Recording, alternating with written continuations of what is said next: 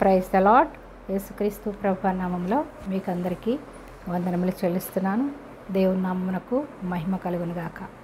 ఈ దినం మనం వాక్యాన్ని ధ్యానించుకునే ముందుగా ప్రార్థన చేసుకుందాం. మీరందరూ కూడా ప్రార్థనలో నాతో పాటు ఏకీభవించండి. మహాగణుడివి, మహోన్నతుడివి, సర్వాంతర్యామివి, సర్వసృష్టికర్తమైన మా ప్రభువా, మా దేవ, మా రక్షక, మీకే స్తుతులు, స్తోత్రములు స్తోత్రములు స్తోత్రములు వందనములు చెల్లిస్తున్నాం తండ్రి. అల్ఫా ఒమేగా అయిన దేవా, నీకే స్తోత్రాలు తండ్రి. కరుణామయుడ, కృపామయుడ, ప్రేమామయుడ, మీకే స్తుతులు స్తోత్రాలు వందనాలు చెల్లిస్తున్నాం తండ్రి. అయ్యా ప్రభువా తండ్రి, నాయన గత వారం నుంచి ఈ వారం వరకు మీరు ఎక్కల చాటును భద్రపరిచి అయ్యా తండ్రి ప్రభువాని నిన్ను ఆరాధించే భాగ్యాన్ని, నిన్ను కీర్తించే భాగ్యాన్ని, వాక్యాన్ని ధ్యానించే భాగ్యాన్ని, అబ్బా తండ్రి అని పిలిచే భాగ్యాన్ని ఆయన మాకు ఇచ్చినందుకు నీకు స్తోత్రాలయ్యా. అయ్యా ఈ సమయంలో నీ ఆత్మ సంచారం మా మధ్య ఉంచి అయ్యా నీ వాక్యాన్ని ప్రభా తండ్రి బోధించడానికి సిద్ధపడుతూ ఉండగా అయ్యా ప్రభా మీరే నాలో ఉండి మాట్లాడండి, మీరే ఆకర్షించుకోండి తండ్రి. వట్టి పాత్రనైనా నన్ను నీ నిండైన పాత్రగా ప్రభా నన్ను నింపి ప్రభా తండ్రి నీ మాటలతో ప్రభా తండ్రి ఇతరులను ప్రభా ఆకర్షించుకుని ప్రభా ఏవిడైతే ప్రభా నీ ప్రార్థనలో ఏకీభవిస్తున్నారో వాక్యాన్ని వినడానికి సిద్ధపడుతున్నారు తండ్రి. ప్రతి బిడ్డను ప్రభా దీవించండి, ఆశీర్వదించండి. వినే చెవి, గ్రహించే మనసు ప్రతి ఒక్కరికి దయచేసి నూరంతల పంట ప్రభా కోయిలాగన మంచి నేలను పడినటువంటి విత్తనాల వలె ఫలించే కృప దయచేయమని నాలో మీరుండి మాట్లాడి సమస్త మహిమ ఘనత ప్రభావములు మీరే పొందుకోమని మా ప్రభువును మా ప్రియరక్షకుడైన యేసుక్రీస్తు ప్రభువారి అతి శ్రేష్టమైన నామములో ఈ ప్రార్థన సమర్పిస్తున్నాం పరమ తండ్రి. ఆమేన్, ఆమేన్, హల్లెలూయా, స్తోత్రం. ఈ దిన వాక్యాంశము హెబ్రీ పత్రిక 6వ అధ్యాయము 1వ వచనాన్ని చూద్దాం. కాబట్టి నిర్జీవ క్రియలను విడిచి మారు మనసు పొందుటయు దేవుని యందలి విశ్వాసమును బాప్తిస్మములను గూర్చిన బోధయు హస్త నిక్షేపణమును మృతుల పునరుత్థానమును నిత్యమైన తీర్పును అను పునాది మరలా వేయక క్రీస్తును గూర్చిన మూలోపదేశము మాని సంపూర్ణములగుటకు సాగిపోదము అని. ఇది హెబ్రీ పత్రిక. కొందరు పౌలు రాశాడు అంటారు, పౌలు రాయలేదు, ఎవరో ఒక ప్రవక్త రాశాడు అంటారు. కానీ ఎవరు ఏది రాసినప్పుడు కూడా ఎవరు రాశారు అనేది ఎవరికి తెలియదు. కాకపోతే పౌలు రాశాడని నేను అనుకుంటాను. పౌలు గారు ఎన్నో పత్రికలు రాశారు. ఆయన పరలోక మర్మాలతో మనకి బోధించాడు. కాబట్టి ఈ మాటలన్నీ చూస్తుంటే మనకి పౌలు గారు చెప్పినట్లుగానే అనిపిస్తుంది. కాబట్టి నేను పౌలనే నమ్ముతున్నాను. ఎవరు ఏది రాసినప్పుడు కూడా ఎవరు రాసిన పరిశుద్ధాత్మ ప్రేరేపణతో వ్రాసినటువంటి పరిశుద్ధ గ్రంథం కాబట్టి ఎవరు రాసినా ఒకరు రాసినట్టుగానే ఉంటుంది. ఎందుకంటే పరిశుద్ధాత్ముడు వాళ్ళ నుండి రాయించాడు, కానీ వాళ్ళు మాత్రం ఏమీ రాయలేరు. ఎందుకంటే పరిశుద్ధాత్మ సహాయం లేకుండా మనం ఏమిది కూడా చెయ్యలేము, రాయలేము, మాట్లాడలేము. కాబట్టి పరిశుద్ధాత్మ సహాయంతో రాసినటువంటి పరిశుద్ధ గ్రంథం కాబట్టి ఇది పౌలు రాశారనే మనము చదువుకుందాం.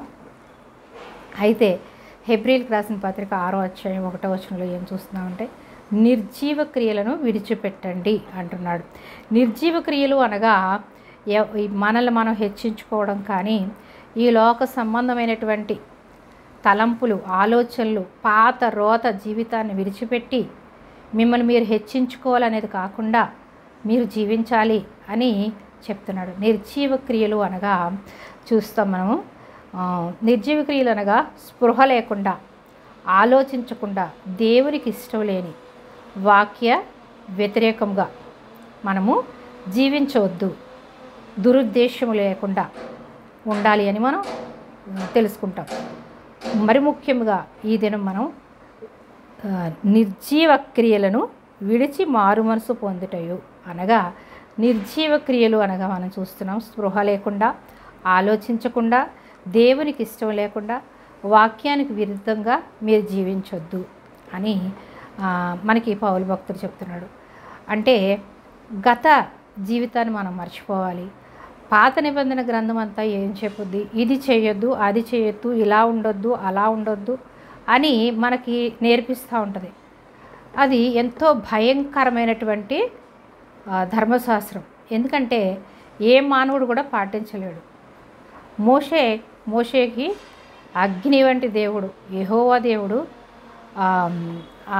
ఇచ్చినటువంటి వాగ్దానాలు 10 వాగ్దానాలను పాటించాలని మోషేకి 10 ఆజ్ఞలు ధర్మశాస్త్రంలో వ్రాయమంటాడు. 10 ఆజ్ఞలు పలకల మీద రాయమని చెప్పినప్పుడు సౌలు మోషే అప్పుడు రాస్తాడు ఇవన్నీ కూడా. అయితే మోషేకి తండ్రి అయిన దేవుడు చెప్పినటువంటి ఆజ్ఞలను పాటించలేక ఇజ్రాయేలు ప్రజలు దేవుని మాటకి విధేయత చూపించలేక వాళ్ళు లోకానుసారంగా జీవించి వాళ్ళు నశించిపోయారు.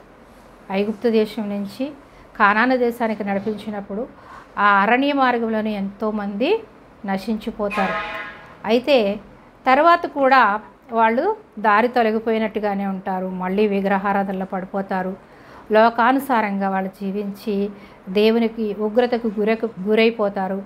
ఎంతగానో వాళ్ళు బాధింపబడతారు దేవుని ధర్మశాస్త్రాన్ని పాటించకపోవడం వల్ల, దేవునికి విధేయత చూపించకపోవడం వల్ల. అయితే ఆ దేవుడు మా తండ్రి అయినటువంటి దేవుడు మొదట్లోనే ఆదికాండం 3:15 మనం చేసిన పాపాలకి మనకి విరుగుడుగా యేసుక్రీస్తు ప్రభువుని లోకానికి పంపించి ఆజ్ఞాతిక్రమే పాపమని, ఆ పాపం ద్వారా వచ్చు జీతం మరణమని మనకు తెలుసు. ఆదికాండం మనం ప్రతి వాక్యంలో కూడా మనం చెప్పుకుంటూనే ఉంటాం. అవ్వ తప్పు చేయడం ద్వారా, దేవుని మాటకు విధేయత చూపించకపోవడం ద్వారా మనకి పాపం వచ్చింది. ఆ పాపం నుంచి విడిపించడానికి తండ్రి అయినటువంటి దేవుడు యేసుక్రీస్తు ప్రభువుని లోకానికి పంపిస్తానని ఆదికాండం 3:15 చెప్తాడు. పాముని శపించినప్పుడు స్త్రీ గర్భం ద్వారా పుట్టినటువంటి వాడు నీ తలను చెతకుతాడని చెప్తాడు. అయితే ఆది వాగ్దానం నెరవేర్చడం కోసం యేసుక్రీస్తు ప్రభువారు ఈ లోకానికి వచ్చారు. మన పాపాల నుండి విడిపించి శిలువలో ప్రాణం పెట్టి మనకు రక్తాన్ని కార్చిన తర్వాత, ఆ రక్తం ద్వారా మన పాపాలు శాపాలు విడిపింపబడిన తర్వాత మనం ఇంకా బలులు అర్పించడం అవసరం లేదు. అప్పటి వరకు బలులు అర్పిస్తేనే వాళ్ళ పాపాలు క్షమింపబడేవి.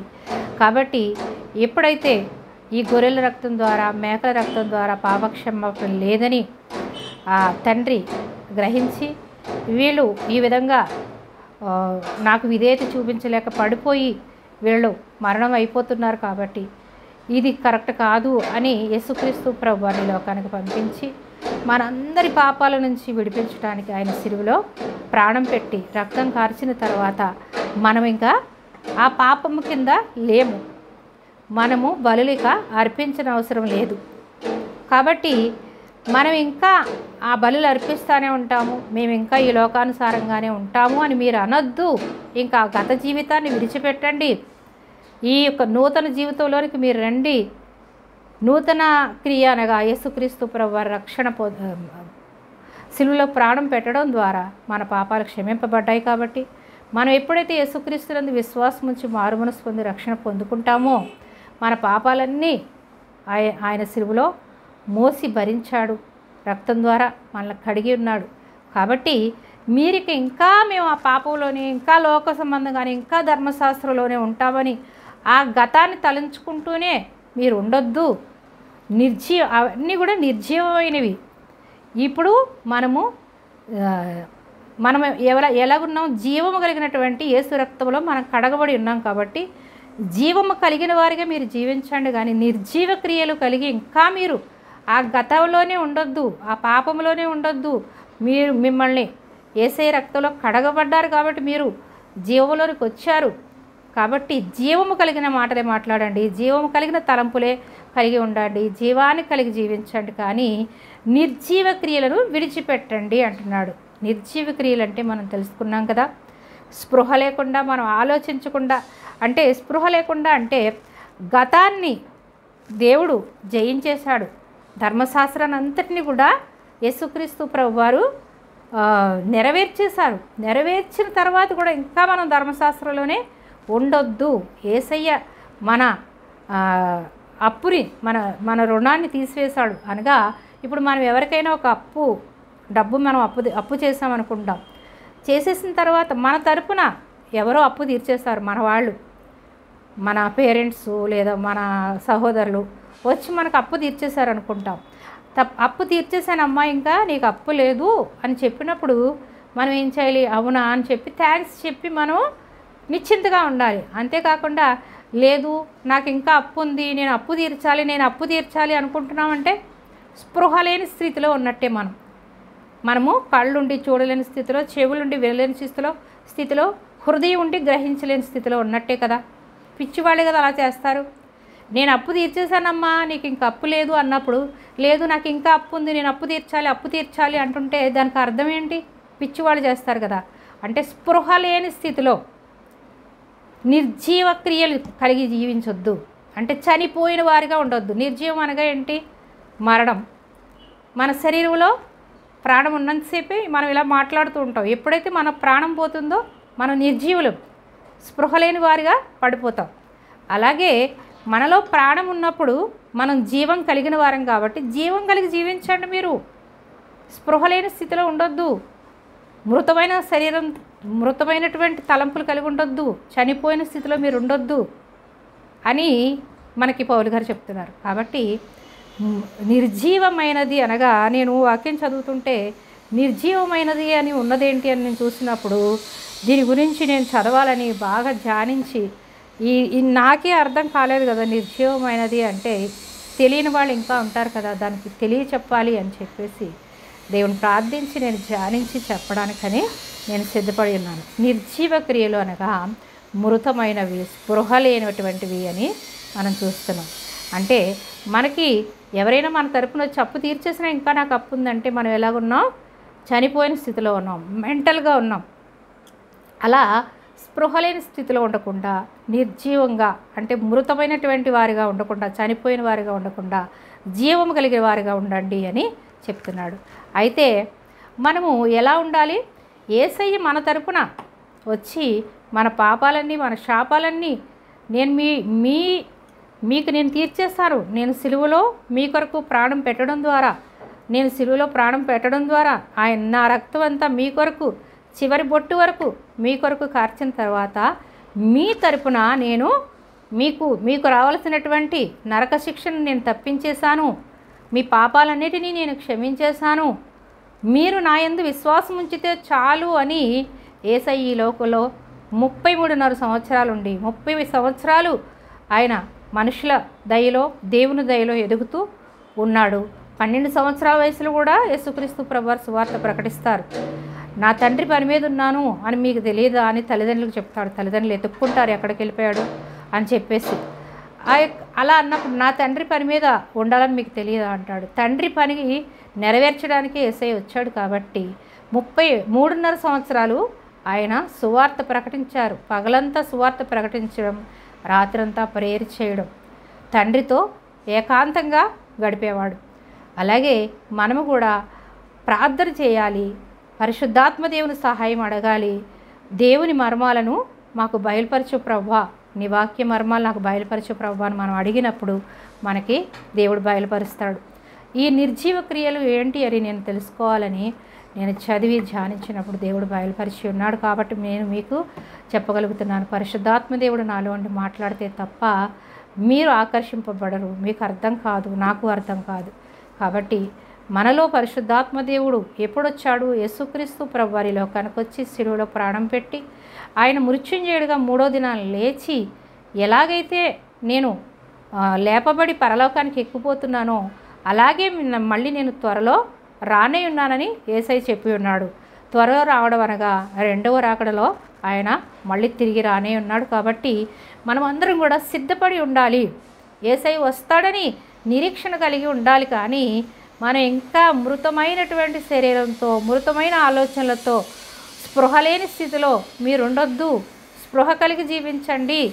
మృతమైన శరీరాన్ని కలిగి మీరు ఉండకండి. ఈ శరీరము మృతమైందే కానీ ఆత్మ ఎప్పుడు కూడా జీవిస్తూ ఉంటుంది. నిర్జీవమైనటువంటి ఆలోచన కలిగి ఉండకండి, నిర్జీవమైనటువంటి తలంపులు కలిగి ఉండకండి అని మనకి పౌలు భక్తుడు చెప్తున్నాడు. కాబట్టి మనము ఇంకా యేసయ్య వచ్చినా మనము రక్షింపబడ్డాము, మనకు రక్షణ ఇచ్చాడు. మనము తిరిగి రానైనటువంటి యేసయ్య కొరకు మనము నిరీక్షణ కలిగి ఉండాలి తప్ప ఇంకా నా పాపాలు క్షమింపబడలేదు, ఇంకా నేను ధర్మశాస్త్రాన్ని పాటిస్తూ ఉంటాను, నేను బలులు అర్పిస్తూ ఉంటాను. నాకు ఇంకా అప్పట్లో ఇప్పుడు ఈ యేసుక్రీస్తు ప్రభువారు వచ్చిన తర్వాత మనకి బాప్తిస్మం వచ్చింది. బాప్తిస్మం రాకముందు, యేసయ్య రాకముందు వాళ్ళు సున్నతి పొందేవారు. వాళ్ళు ఇంకా ఆ సున్నతి పొందుకుంటేనే కానీ రక్షణ లేదని, వాళ్ళు ఇంకా ఆ గత జీవితంలోనే ఉండిపోయారు. కాబట్టి ఆ గత జీవితాన్ని విడిచిపెట్టండి, నిర్జీవ క్రియలను విడిచిపెట్టండి, నూతన నిబంధన గ్రంథంలోనికి మనం జీవించిన వారుగా ఉండాలి. అంటే క్రొత్త నిబంధన అంతా కూడా యేసుక్రీస్తు ప్రభువారు మనకు బోధించినటువంటి బోధ. పాత నిబంధన గ్రంథము అది మనం విడిచిపెట్టేయాలని కాదు, పాత నిబంధన గ్రంథం కొట్టివేయబడడానికి కూడా రాలేదు. కొట్టివేయడానికి నేను రాలేదు, నెరవేర్చడానికి వచ్చాను అంటాడు. అంటే ధర్మశాస్త్ర గ్రంథంలో మనకి ఏమేమి చెప్పాడో, యేసయ్య వస్తాడని, మనం అందరి పాపాల నుంచి విడిపిస్తాడని, మనము దేవునికి విధేయత కలిగి జీవించాలని, ఆయన మాటకు లోబడి జీవించాలని అనేక మంది ప్రవక్తలు మనకు ప్రవచించి ఉన్నారు. ధర్మశాస్త్రం అంతా కూడా ఇది ఇలా చేస్తే ఇలా జీవిస్తారు, ఇది అలా చేస్తే అలా జీవిస్తారని మనకి వ్రాయబడింది. అంటే ధర్మశాస్త్రమే లేకపోతే మనకి పాపం అంటే ఏంటో తెలిసేది కాదు. కాబట్టి పాపం అంటే ఏది, మంచి అంటే ఏది తెలియచెప్పేది ధర్మశాస్త్రం. బాల శిక్షకుడుగా ధర్మశాస్త్రం ఉంది. అంటే పిల్లలకి తల్లిదండ్రులు ఇది మంచిది నాన్న, ఇది చెడు నాన్న, ఇది ఇలా ఉండాలి, ఇది అలా ఉండాలి, ఇది ఇలా నడుచుకోవాలి, అది అలా నడుచుకోవాలని తల్లిదండ్రులు పిల్లలకు నేర్పిస్తారు. అలాగా ఒక తల్లిదండ్రులుగా ధర్మశాస్త్ర గ్రంథము అప్పుడున్నటువంటి యూదులకు అలాగే ఇజ్రాయేలు ప్రజలందరికీ కూడా నేర్పించింది. ఆ ధర్మశాస్త్రాన్ని పాటించిన వారిని వాళ్ళు ఒక కుక్కలుగా చూసేవారు, ఎందుకు పనికిరానటువంటి వారిగా చూసేవారు. అయితే అలా ఉండడం కరెక్ట్ కాదు అని దేవుడు అందరినీ ప్రేమిస్తున్నాడు కాబట్టి, మానవ జాతిని ప్రేమిస్తున్నాడు కాబట్టి అన్యులకు కూడా రక్షణ ఇవ్వడానికి యేసయ్య లోకానికి వచ్చాడు. యూదుల కొరకే కాదు కానీ సర్వలోకమునకు నేను వచ్చాను, సర్వలోకమును సర్వ సృష్టిని నేను ప్రేమిస్తున్నానని చెప్తాడు. యోహాను సువార్త 3:16 మనం చూస్తాం. దేవుడు లోకమును ఎంతో ప్రేమించెను, తన అద్వితీయ కుమారునిగా పుట్టిన వాని యందు విశ్వాసం ఉంచు ప్రతివాడు కూడా నశింపక నిత్యజీవం పొందినట్లు నిత్యజీవం పొందుతాడని చెప్పబడుతుంది. ఆ యేసుక్రీస్తునందు విశ్వాసం ఉంచితే చాలు అని, మనకి అంత భారమైనటువంటి ధర్మశాస్త్రాన్ని మనం మోయలేం కాబట్టి, ఆ ధర్మశాస్త్రంలో మనకి ఇచ్చినటువంటి ఆజ్ఞలు మనం పాటించలేం కాబట్టి, సునాయాసంగా మన మీద ఉన్నటువంటి ప్రతి భారాన్ని తొలగించి యేసయ్య రక్తంలో మనము కడగబడాలి అంటే యేసుక్రీస్తునందు విశ్వాసం ఉంచి మారుమనసు పొంది రక్షణ పొందుకుంటే మీ పాపాలు కడగబడతాయి, మీరు రక్షింపబడి ఉన్నారు అని యేసయ్య మనకు చెప్పి ఉన్నాడు. 3.5 సంవత్సరాలు మత్తయి సువార్త, మార్కు సువార్త, లూకా సువార్త, యోహాను సువార్తల్లో యేసుక్రీస్తు ప్రభువారు చెప్పినయే యోహాను భక్తుడు, మార్కు భక్తుడు శిష్యుడు, మత్తయి శిష్యుడు, మత్తయి ఒక శిష్యుడు, మార్కు ఒక శిష్యుడు, యోహాను ఒక శిష్యుడు, లూకా ఒక శిష్యుడు. శిష్యులు 4 రాసినవే ఎవరికి బయలుపరచబడినవి వాళ్ళు రాస్తారు. ఒక గ్రంథములో ఇంకా ఎక్కువ మర్మాలు కలిగి ఉంటాయి, ఇంకొక దాంట్లో ఇంకొక మర్మాలు కలిగి ఉంటాయి. అంటే ఇప్పుడు సువార్త ప్రకటిస్తున్నటువంటి వారైనా, దేవుని సువార్త ప్రకటిస్తున్నటువంటి వారు, దైవ సేవకులు అందరూ ఒకేలాగా వాక్యాన్ని బోధించలేరు. పరిశుద్ధాత్మ దేవుడు ఎవరికి ఎలా ప్రేరేపిస్తే అలా మాట్లాడతారు. అలాగే ఈ యొక్క 4 సువార్తల్లో కూడా వారికి బయలుపరిచిన రీతిగా ఒక్కొక్కరు రాశారు. ఏది రాసినప్పటికి కూడా యేసుక్రీస్తు ప్రభువారు చెప్పినయే వాళ్ళు మళ్ళీ రాశారు తప్ప వాళ్ళు కొత్తగా వ్రాసింది ఏమీ లేదు. ఒక అధ్యాయంలో ఒక సువార్తలో ఉన్నది ఇంకొక సువార్తలో ఉంటుంది, 4 సువార్తల్లో అవే రిపీట్గా వాళ్ళు రాశారు. కాకపోతే కొన్ని వాళ్ళకి బయలుపరచబడినవి రాశారు. కాబట్టి నేను మొదట్లో చదివినప్పుడు ఏంటి మళ్ళీ రాసినవే ఉన్నాయి ఏంటి ఇలా 4 శిష్యులు రాశారు, యేసుక్రీస్తు ప్రభువారు చెప్పినయే 4 రాశారు అనేది నాకు తెలియనప్పుడు ఏంటి మళ్ళీ రాసినవే ఉన్నాయి, నేను చదివిందే కదా మళ్ళీ ఇక్కడ ఉంది ఏంటి అని అనుకుంటా. అలాగే రక్షింపబడినటువంటి కొత్తలో మనకి వాక్యం అర్థం కానప్పుడు మళ్ళీ రాసినవే ఉన్నాయి ఏంటి అని మనం అడిగినప్పుడు, మనం అనుకున్నప్పుడు దేవుని ప్రార్థించాలి, లేదా మన వాక్యాన్ని బాగా వినాలి, వాక్యం బాగా తెలిసిన వాళ్ళని అడగాలి, అడిగి మనం తెలుసుకోవాలి.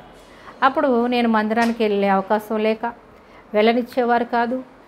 అలాంటి పరిస్థితుల్లో నేను ఇంట్లోనే ఉండి నాలో నేనే ఆలోచించుకుంటూ ప్రార్థన చేసుకుంటూనే రేడియోలో వాక్యం వింటూనే ఉండేదాన్ని. విశ్వవాణి వాక్యం రేడియో పెట్టుకుని వింటూ ఉండేదాన్ని. అలా దేవుడు నాకు నెమ్మదిగా దేవుడు అర్థమయ్యేటట్టుగా చేశాడు. అయితే ఈ 4 సువార్తలు యేసుప్రభు వారు చెప్పిన మాటలే 4 శిష్యులు రాశారు కాబట్టి రాసియే రిపీట్ ఉంటాయి. కాబట్టి నిర్జీవ క్రియలు అనగా మనము ధర్మశాస్త్రంలోనే ఉండిపోకుండా, మనం ఆచారపరంగా భక్తి చేయకుండా, మనము దేవుని యందు భయము భక్తి కలిగి యేసుక్రీస్తు ప్రభు వచ్చాడని, ఆయన వచ్చిన తర్వాత ఆయన శిలువలో ప్రాణం పెట్టడం ద్వారా మన పాపాలు క్షమింపబడ్డాయని, ఆయన రక్తంలో మనం కడగబడడం ద్వారా మనం నీతిమంతులం అయ్యామని, మనము బాప్తిస్మం పొందడం ద్వారా మనం నిత్యరాజ్యానికి వారసులం అయ్యామని గ్రహించుకోవాలి. కానీ ఇంకా మీరు ఆ గత జీవితాన్ని మీరు జీవిస్తూ గతాన్ని మీరు మళ్ళీ తవ్వుకుంటూ ఉండొద్దు అని మనకి చెప్తున్నాడు. అయితే మళ్ళీ చూద్దాం. కాబట్టి నిర్జీవ క్రియలను విడిచి మారు మనసు పొందుటయు దేవుని యందలి విశ్వాసముంచి ఏం చేయాలి? యేసుక్రీస్తునందు మనము మారు మనసు పొందాలి. అంటే గత జీవితాన్ని, నిర్జీవమైనటువంటి స్థితిని విడిచిపెట్టి మారు మనసు పొంది దేవుని యందు విశ్వాసముంచి బాప్తిస్మమును గూర్చిన బోధయు, హస్త నిక్షేపణమును, మృదుల పునరుద్ధానమును, నిత్యమైన తీర్పును అను పునాది మరలా వేయక, ఇవన్నీ మనకు తెలిసిందే కాబట్టి తెలిసిందే మీరు చెప్పకుండా మీరు ఏం చేయాలంటే క్రీస్తును కూర్చిన మూలోపదేశము మాని సంపూర్ణుల ఒకటకు సాగిపోదము. దేవుడు సెలవిచ్చిన ఎడల మనం అలాగు చేయదము. అంటే ఇంకా మనము తెలిసిందే మళ్ళీ తెలుసుకోవడం, చెప్పిందే చేయడం కాదు. మనల్ని రక్షించాడు కాబట్టి మనం ఎలా ఉండాలి? క్రియలు కలిగినటువంటి విశ్వాసం కలిగి ఉండాలి అంటున్నాడు. ఒకసారి వెలిగింపబడి పరలోక సంబంధమైన పరమును రుచి చూచి పరిశుద్ధాత్మలో పాలివారై దేవుని దివ్యవాక్యమును రాబో యుగ సంబంధమైన శక్తుల ప్రభావమును అనుభవించిన తరువాత తప్పిపోయిన వారు తమ విషయంలో దేవుని కుమారుని మరలా సిలువ వేయించు బాహాటముగా ఆయనను అవమానపరుచుచున్నారు. మీకు యేసుక్రీస్తు ప్రభు వారి లోకానికి వచ్చిన తర్వాత ఆయన యందు విశ్వాసం ఉంచి మారు మనసు పొంది రక్షణ పొంది బాప్తిస్మం పొందుకున్నారు కదా. ఇంకా మీరు చిన్నపిల్లల అక్కడే ఉండిపోకండి, నిర్జీవ స్థితిలో ఉండిపోకండి. మీరు ముందుకు ఎదగాలి. మీరు దేవుని సువార్త ప్రకటించేవారుగా ఉండాలి, దేవుని మర్మాలను గ్రహించేవారుగా ఉండాలి అని పౌలు చెప్తున్నాడు.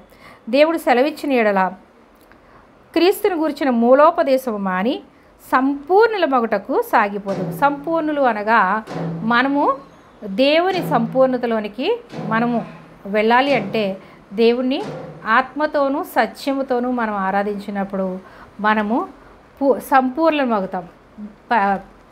దేవుడు పరిపూర్ణుడు కాబట్టి మీరు కూడా పరిపూర్ణులై ఉండండి అని దేవుని వాక్యం సెలవిస్తుంది. పరిపూర్ణులము సంపూర్ణము అవ్వాలి అంటే యేసయ్య ఈ లోకానికి ఏ విధంగా మనకి ఆయన ప్రేమను చూపించాడు. ఆయన ప్రాణం పెట్టినప్పుడు కూడా, ఆయన కొట్టినప్పుడు కూడా, ఆయన సిలువలో బాధలు వేదనలు భరిస్తూ కూడా తండ్రి వీరేం చేస్తున్నారు, వీరిని క్షమించండి, వీరేం చేస్తున్నారు వీరికి తెలియదు కనుక వీరిని క్షమించండి అన్నాడు. అంటే ఆయన ఎంత దీనత్వం కలిగి ఉన్నాడు, ఎంత ఓర్పు కలిగి ఉన్నాడు, ఎంత సహనం కలిగి ఉన్నాడు, మానవుని ఎడల ఎంత ప్రేమ కలిగి ఉన్నాడు. అది మీరు చూపించండి ఇతరులకి. అంతేకాని ఇంక అక్కడే ఉండిపోకండి. రక్షింపబడ్డాము, మారు మనసు పొందాము, మనం రక్షింపబడ్డాము కదా చాలే అని మీరు అక్కడితో సరిపెట్టేసుకోకండి. ఆ నిర్జీవమైన స్థితిలోనే ఉండిపోకండి. ముందుకు ఎదగండి. మీరు ఎప్పుడు పాలు తాగేవారుగానే ఉండొద్దు, మాంసం తినేవారుగా ఉండాలి అని పౌలు మనకు చెప్తాడు. అంటే పాలు తాగేవారు అనగా చిన్నపిల్లలు పాలు తాగుతారు, పెద్ద అయిన తర్వాత కొంచెంగా బలమైన ఆహారం తింటారు. అలాగే రక్షింపబడినటువంటి ప్రతి ఒక్కరిని కూడా చిన్నపిల్లలతో పౌలు గారు మనల్ని పోల్చి చెప్పి ఉన్నారు. మీరు పాలు తాగేవారుగా ఉన్నారు ఒకప్పుడు, అంటే వాక్యం తెలియనప్పుడు మీరు అలా ఉన్నారు. మీకు ఇప్పుడు పెద్దవాళ్ళు అయ్యారు కదా, కాబట్టి మీరు ఆ నిర్జీవ క్రియలను విడిచిపెట్టి మీరు జీవము కలిగినటువంటి దేవుడిని మీరు కలిగి ఉన్నారు కాబట్టి ఆ జీవము కలిగినటువంటి దేవుణ్ణి మీరు ప్రకటించండి. మీరు బలపడండి, ఇతరులని బలపరచండి, ప్రేమ చూపించండి. యేసుక్రీస్తు ప్రభువారు సిలువలో ప్రాణం పెట్టినప్పుడు ఆయన ఏ విధంగా క్షమించగలిగాడో అలాగే మీరు కూడా క్షమాగుణం కలిగి ఉండండి, ప్రేమ కలిగి ఉండండి అని మనకు నేర్పిస్తున్నాడు. దేవుడు సెలవిచ్చిన యెడల మనం అలాగూ చేయుదము. ఒకసారి వెలిగింపబడి పరలోక సంబంధమైన పరమును రుచి చూసి, ఒకసారి వెలిగింపబడిన తర్వాత మనము పరలోక సంబంధమైనటువంటి రుచిని చూసిన తర్వాత మనము కొత్తలో ఎలా ఉంటామంటే దేవుని కొరకే ఉండాలి, దేవునిలాగా మనం మార్చబడాలి అని అనుకుంటాము. రాను రాను ఏమవుతుందంటే ఈ లోక సంబంధంలో కొంచెం కొంచెంగా దిగజారిపోయే స్థితిలోకి వెళ్ళిపోతూ ఉంటారు. అలా నేను కూడా అలానే ఫస్ట్లో ఉన్నటువంటి ఆ యొక్క విశ్వాసాన్ని విడిచిపెట్టి లోకంలో పడిపోయి నామకార్థ క్రైస్తవ్యాన్ని నేను కూడా జీవించి ఉన్నాను. అటువంటి స్థితిలో పడిపోతారు అని చెప్తున్నాడు. అటువంటి స్థితిలో మీరు పడిపోవద్దు. మీరు వెలిగింపబడ్డారు కాబట్టి ఇతరులను వెలిగించేవారిగా ఉండాలి అంటున్నాడు. మనము ఎలా మొదటి ప్రేమను విడిచిపెట్టకుండా ఉండాలి అంటే ఎలా ఉండాలి? దేవుని వాక్యమందు మనము విడవకుండా చదవాలి, ధ్యానించాలి, వినాలి. దేవుని మందిరాన్ని విడిచిపెట్టకుండా ప్రార్థనను మనము విడవకుండా ప్రార్థన చేస్తూ ఉన్నప్పుడు మనము ఒకరోజుకు వెలిగింపబడుతూ ఉంటాం. ఎప్పుడైతే నిర్లక్ష్యం చేస్తామో, దేవుని వాక్యాన్ని ఎప్పుడు నిర్లక్ష్యం చేస్తామో, దేవుని ప్రార్థన ఎప్పుడైతే మనం నిర్లక్ష్యం చేస్తామో అపవాది ఏం చేస్తాడు? లోకంలోనికి కొంచెం కొంచెంగా తీసుకెళ్ళిపోతూ ఉంటాడు. తీసుకెళ్ళిపోయినప్పుడు ఏం చేస్తాం? కొంచెం పూర్తిగా తీసుకెళ్ళిపోతాడు బయటికి. పూర్తిగా తీసుకెళ్ళిపోతే వాళ్ళని మళ్ళీ లోపలికి తీసుకురాలేమో అని చెప్తున్నాడు. ఇక్కడ చూద్దాం, చూడండి. దేవుడు సెలవిచ్చిన యెడల మనం అలాగూ చేయుదము. ఒకసారి వెలిగింపబడి పరలోక సంబంధమైన పరమును రుచి చూసి పరిశుద్ధాత్మలో పాలివారై దేవుని దివ్య వాక్యమును రాబోవు యుగ సంబంధమైన శక్తుల ప్రభావమును అనుభవించిన, అంటే మీరు మొత్తం దేవుని వాక్యాన్ని తెలుసుకున్నారు, పరిశుద్ధాత్మ శక్తిని పొందుకున్నారు, మీరు అనుభవించి ఉన్నారు. దివ్యవాక్యమును రాబోవు యుగ సంబంధమైన శక్తుల ప్రభావమును అనుభవించారు. మీరు తరువాత తప్పిపోయిన వారు తమ విషయంలో దేవుని కుమారుని మరలా సిలువ వేయచ్చు. ఒకసారి రక్షింపబడి మనము విడిచిపెడితే ఎలా అంట? ఒకసారి సిలువ వేసిన మనము మళ్ళీ రెండవసారి సిలువ వేసిన వారు అవుతాం. ఎవరు? రక్షింపబడినటువంటి దేవుని పిల్లలైనటువంటి వారే. ఒకసారి రక్షింపబడి దేవుని రుచిని చూసి పరిశుద్ధాత్మ శక్తిని పొందుకుని నాకు మంచి జరగలేదు, నేను దేవుళ్ళలోకి వచ్చాను కానీ నాకు కష్టాలు ఎక్కువైపోయాయి, శ్రమలు ఎక్కువైపోయాయి, శోధనలు ఎక్కువైపోయాయి, నేను ఆశీర్వదించబడలేదు అని దేవుని విడిచిపెడితే ఏమవుతుందంట? దేవుని నామాన్ని అవమానపరచడమే కాకుండా మళ్ళీ మనం సిలువ వేసినటువంటి వారము అవుతాము. కాబట్టి ఒక్కసారి రక్షింపబడిన తర్వాత వెలగాలి తప్ప వెనకకి వెళ్ళిపోకూడదు. ఎన్ని శ్రమలు వచ్చినా, ఎన్ని శోధనలు వచ్చినా మనము దేవుని వైపు చూస్తూ ముందుకు సాగిపోవాలి తప్ప మనము లోకంలోనికి వెళ్ళిపోతే క్రీస్తును మళ్ళీ మనము సిలువ వేసిన వారం అయిపోతాము. బాహాటముగా ఆయనను అవమానపరుచుచున్నామంట. ఇలాగే కొన్ని యూట్యూబ్లో నేను చూశాను. నేను దేవుడి వాక్యాన్ని చదివాను, నాకు అస్సలు అర్థం కాలేదు. పరిశుద్ధ గ్రంథం అంతా బూతులే. ఆ బూతులు నేను ఆ పరిశుద్ధ గ్రంథం అంత బూతుల వల్ల నేను ఆ దేవుని విడిచిపెట్టేశాను, నేను ఇప్పుడు విగ్రహారాధనలోకి వచ్చేసాను అని చెప్పి ఏం చేస్తున్నాడంటే ఈ దేవుడి నామాన్ని అవమానపరచడమే కాకుండా పరిశుద్ధ గ్రంథాన్ని దూషించడమే కాకుండా విగ్రహారాధనలోకి వెళ్ళిపోయాను, విగ్రహారాధనలోకి నేను మార్చేస్తున్నాను అని చెప్తున్నాడు. అంటే మనము ఎవరిని మనం విమర్శించొద్దు, ఎవరి భక్తి వాళ్ళది. కానీ రక్షింపబడినటువంటి వారు, దేవుని శక్తిని రుచి చూసినటువంటి వారు, పరిశుద్ధాత్మ శక్తిని పొందుకున్నటువంటి వారు మళ్ళీ లోకంలోనికి వెళ్ళిపోయారు అంటే వాళ్ళ అంత భ్రష్టత్వం ఇంక మళ్ళీ మరొకరికి ఉండదంటున్నాడు. క్రీస్తును మళ్ళీ సిలువ వేసినటువంటి అంత ద్రోహానికి వాళ్ళు బలైపోతారన్నమాట. కాబట్టి ఒక్కసారి రక్షింపబడిన తర్వాత మళ్ళీ లోకం వైపు మనం చూడొద్దు, వెనక తట్టు తిరిగి చూడొద్దు. ఎప్పుడు కూడా మనం ముందుకే పరిగెట్టాలి. పరిగెత్తేవాడు ఎప్పుడు ముందుకు పరిగెట్టాలి, వెనక్కి చూస్తే ఓడిపోతాడు వెంటనే. అంతసేపు పరిగెట్టుకుంటూ వెళ్ళినాడు వెనకానున్న వాళ్ళు వస్తున్నారా అని ఎప్పుడైతే ఆగి చూస్తాడో వెనక వచ్చేవాళ్ళు ముందు వెళ్ళిపోయి గెలిచిపోతారు. అలాగే పరుగు పందెంలో మనం ఎప్పుడు కూడా ముందుకు ఎలాగైతే చూస్తామో అలాగే దేవుని యందు విశ్వాసం ఉంచి మారు మనసు పొంది రక్షణ పొందినటువంటి మనము ముందుకే చూడాలి, కానీ వెనక్కి తిరిగి మనం చూడకూడదు. అపవాది చేతుల్లోకి వెళ్ళిపోకూడదు. అపవాది చేతుల్లోకి వెళ్ళిపోతే మనము దేవుణ్ణి మళ్ళీ మనం సిలువ వేసినటువంటి వారము అవుతాము అంటున్నాడు. బాహాటముగా ఆయనను అవమానపరచుచున్నారు కనుక మారు మనసు పొందినట్లు అట్టి వారిని మరలా నూతనపరచుట అసాధ్యము. అలాంటి వాళ్ళని మళ్ళీ మనం రక్షించాలనుకుంటే, వాళ్ళు మారు మనసు పొందాలనుకుంటే వాళ్ళు అసాధ్యం అంట. ఎందుకంటే ఒక దయ్యము ఒక వ్యక్తిని పడుతుంది, ఒక స్త్రీని పడుతుందో బైబిల్లో కథ ఇది. అయితే పట్టినప్పుడు యేసుక్రీస్తు ప్రభువారు విడిపిస్తారు. విడిపించినప్పుడు ఏం చేయాలి? తండ్రి, నాలో దయ్యాలు విడిపించావు కాబట్టి నేను నీ కొరకు జీవిస్తానని మనం దేవుని వాక్యానికి లోబడి జీవించాలి. అలా కాకుండా అలా హృదయాన్ని ఖాళీగానే ఉంచితే ఆ విడిచిపెట్టినటువంటి దయ్యం ఏం చేస్తుందంట, మళ్ళీ వచ్చి చూస్తుందంట. ఆ దయ్యానికి మళ్ళీ ప్లేస్ కావాలిగా. ఆ శరీరం లేనటువంటి ఆత్మే దయ్యము. ఆ దయ్యము జీవించాలంటే ఈ లోకంలో ఒక శరీరం కావాలి. ఆ శరీరాన్ని ఎంచుకుంది. దేవుడు విడిపించాడు. విడిపించినప్పుడు దేవుని దగ్గరికి రాకుండా లోకంలోనే ఉన్నప్పుడు మళ్ళీ వచ్చే దయ్యం చూస్తుందంట.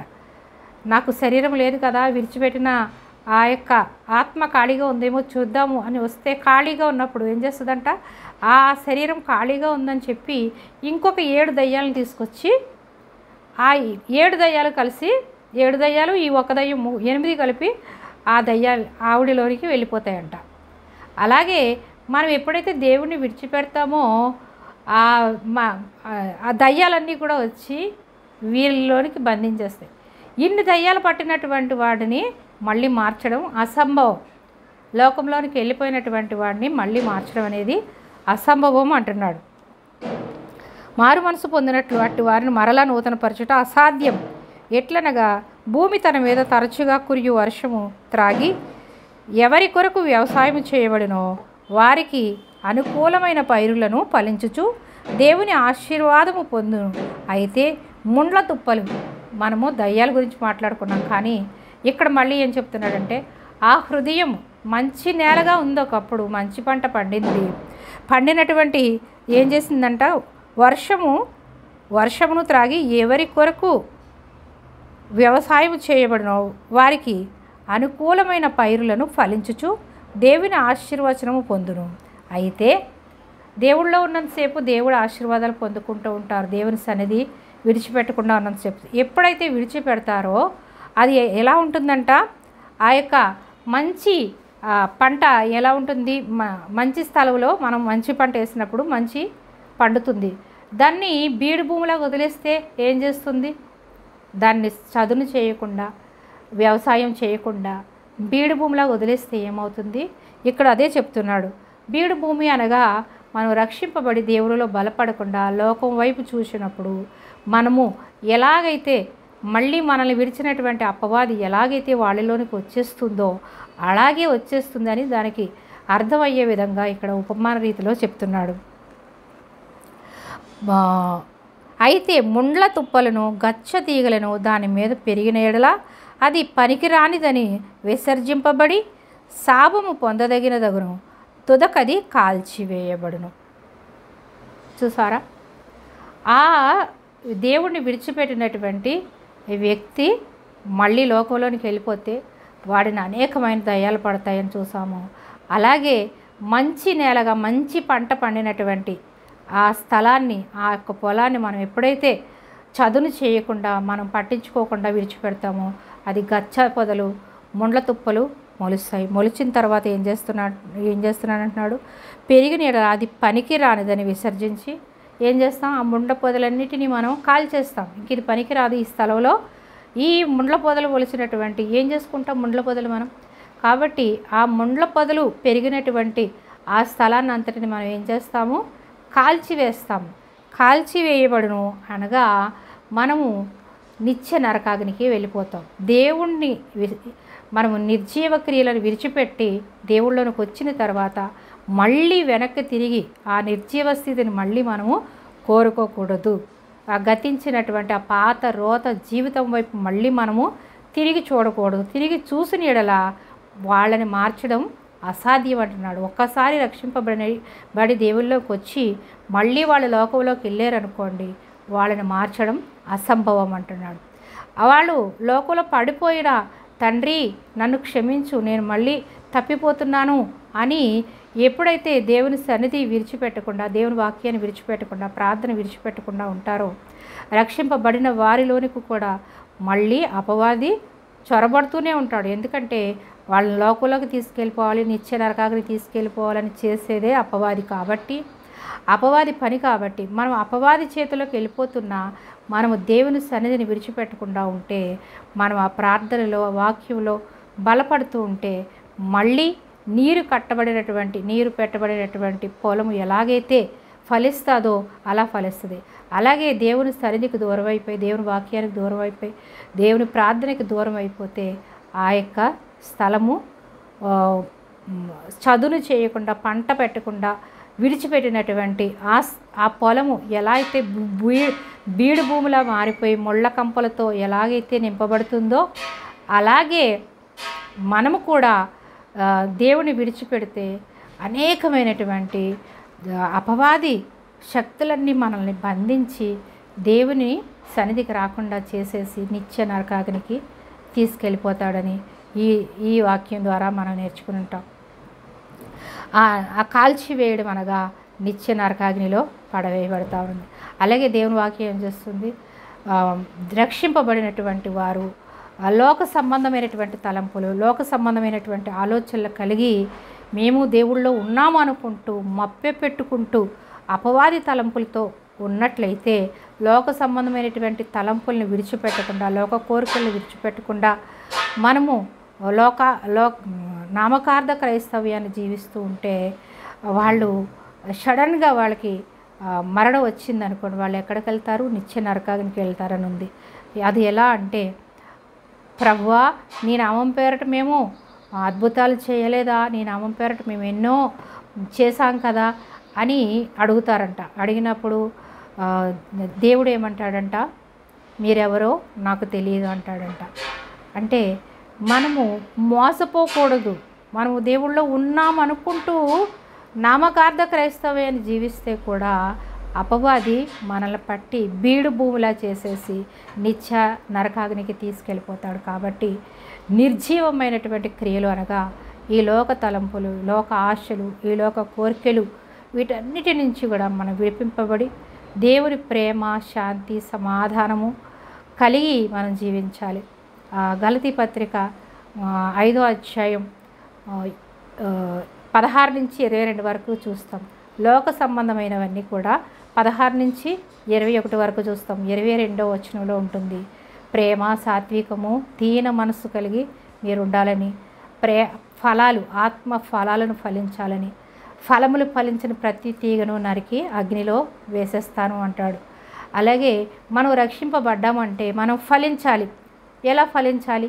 ఆత్మీయంగా ఫలించాలి, వాక్యంలో ఫలించాలి, ప్రార్థనలో ఫలించాలి, దేవుని సువార్త ప్రకటించట్లో ఫలించాలి, దేవుణ్ణి కీర్తించట్లో ఫలించాలి. అన్ని విషయాల్లో మనం ఫలించిన వారిగా ఉండాలి. దేవుని సన్నిధిని విడిచిపెట్టకుండా ఉండాలి. అప్పుడే మనము నిత్య నరకాగ్ని నుంచి తప్పింపడి నిత్య రాజ్యానికి వారసులం అవుతాం. రక్షింపబడ్డాము కదా అని నిర్లక్ష్యంతో మనం జీవిస్తే కనుక, నిర్జీవ క్రియలను మనం ఇంకా బ్రతికిస్తే కనుక మనము దేవుని రాజ్యానికి వారసులం కాలేమని ఈ యొక్క హెబ్రీ పత్రిక 6వ అధ్యాయం 1వ వచనం నుంచి 8వ వచనం వరకు చూస్తున్నాం. కాబట్టి తండ్రి తండ్రి అన్న ప్రతి ఒక్కడు పరలోక రాజ్యంలో చేరడు, కానీ నా తండ్రి చిత్త ప్రకారం ఎవరైతే చేస్తారో వాళ్ళే పరలోక రాజ్యంలో ఉంటారని యేసుక్రీస్తు ప్రభు వారి లోకంలో ఉన్నప్పుడు మనకు బోధించారు. కాబట్టి మనము తండ్రి తండ్రి అని పెదవులతో పిలిచేవారుగా ఉన్నామా, లేదా దేవుని వాక్యానుసారంగా తండ్రి చిత్తానుసారంగా మనం జీవిస్తున్నామా లేదా? మనం ఎప్పటికప్పుడు ప్రతిరోజు కూడా మనం పరీక్షించుకుంటూ ఉండాలి. తప్పిపోతూ పడిపోతూ ఉన్నప్పటికీ, తండ్రి నేను పడిపోయాను, నన్ను క్షమించు, నని మనం పశ్చాత్తాపడినప్పుడు దేవుడు మనల్ని క్షమిస్తాడు.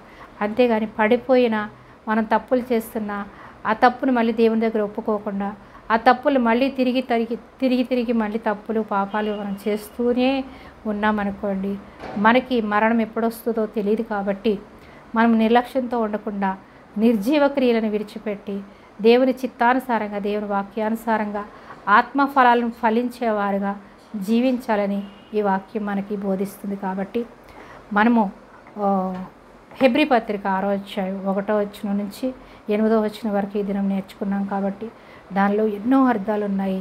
మీరు చదివి మనస్ఫూర్తిగా హృదయపూర్వకంగా మనసు పెట్టి చదివినప్పుడు మనకి ఆ యొక్క అధ్యాయాలు ఎన్నో మనకి నేర్పిస్తున్నాడు దేవుడు.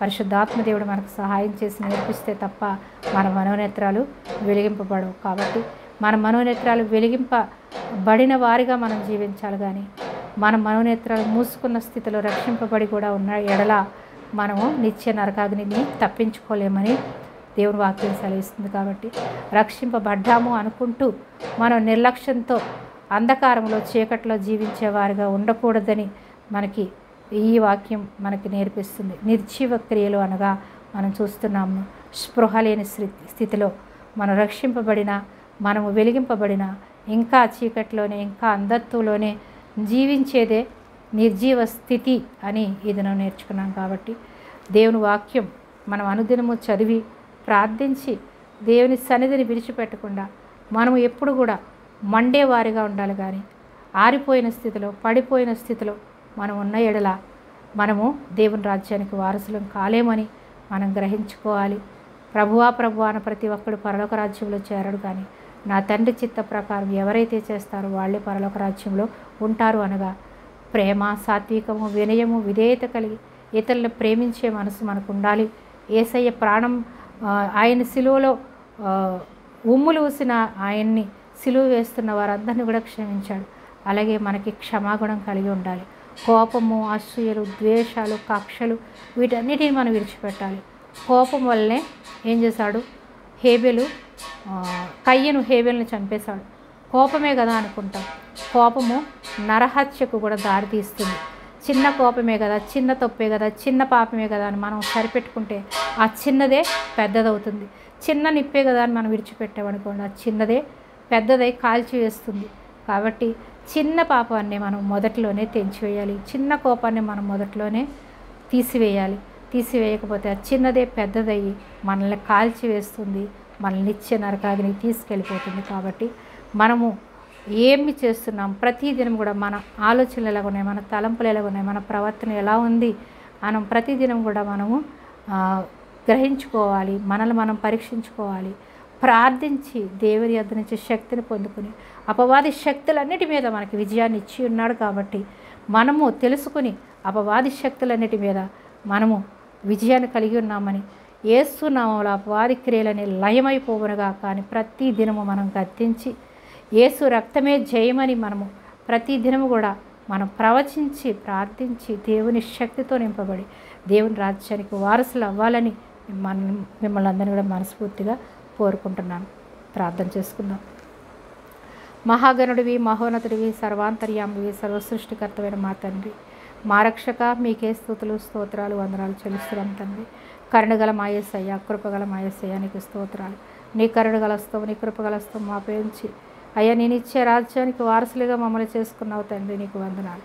అయ్యా ప్రభువా, మేము రక్షింపబడి కూడా నిర్జీవమైనటువంటి స్థితిలో ప్రభువా, మృతమైనటువంటి ఆలోచనలు కలిగి మేము జీవించకుండా అయ్యా జీవము గల దేవుణ్ణి మేము కలిగి ఉన్నాం. కాబట్టి మేము జీవంతో జీవించాలి అంటే నీ ప్రేమను కలిగి జీవించాలని దేవుడు నేర్చుకున్నాం తండ్రి.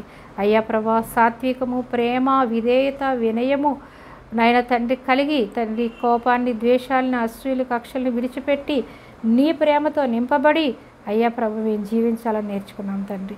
సాత్వికము, వినయము, విధేయత కలిగి అయ్యా నీ యందు భయభక్తులు కలిగి తండ్రి నాయన నీ కొరకు జీవించేవారుగా, నీ వాక్యానికి నాయన లోబడి జీవించేవారుగా ఉండే కృప నాకు మాకు దయచేయండి. విన్న ప్రతి బిడ్డ మనోనేత్రాలు వెలిగించి అయ్యా ఏ యొక్క ప్రభు తండ్రి తలంపులు కలిగి ఉన్నారో ప్రభా, వారిలో ఏ చేదైనటువంటి వేరు ఉన్నదో ప్రభా, ఏ కోపముతో, అసూయలతో, కక్షలతో జీవిస్తున్నారో తండ్రి. అయ్యా, ప్రతి ఒక్కరూ ఎవరికి వారు పరీక్షించుకుని విడిచిపెట్టి ప్రభా తండ్రి నీ యందు పశ్చాత్తాపపడి నాయన తండ్రి విరిగి నలిగిన హృదయంతో ప్రార్థించి అయ్యా నీ పరలోక దీవెనల ఆశీర్వాదాలు పొందుకుని నీ పరలోక రాజ్య వారసులుగా ప్రతి బిడ్డను చేసుకున్నందుకు నీకు స్తోత్రాలు చెల్లిస్తున్నాం తండ్రి. మంచి నేలను పడినటువంటి విత్తనాల వలె ప్రభా ప్రతి ఒక్కరి హృదయంలో ఫలింపచేసి పరిశుద్ధాత్మదేవ మీరే కార్యం జరిగించి ప్రతి ఒక్కరికి మారు మనసు రక్షణ దయచేసి నీ రాజ్య వారసులుగా మీరు చేసుకున్నందుకు మీకే వందనాలు చెల్లిస్తూ సమస్త మహిమ ఘనత ప్రభావములు మీకే ఆరోపిస్తూ నజరేయుడైన యేసుక్రీస్తు ప్రభువారి అతి శ్రేష్టమైన నామంలో ఈ ప్రార్థన సమర్పిస్తున్నాం పరమ తండ్రి. ఆమేన్, ఆమేన్. హల్లెలూయా. స్తోత్రం. Praise the Lord. మరొక వాక్యాంశంతో కలుసుకునేంతవరకు దేవుని కృప మనందరికీ తోడై ఉండును గాక.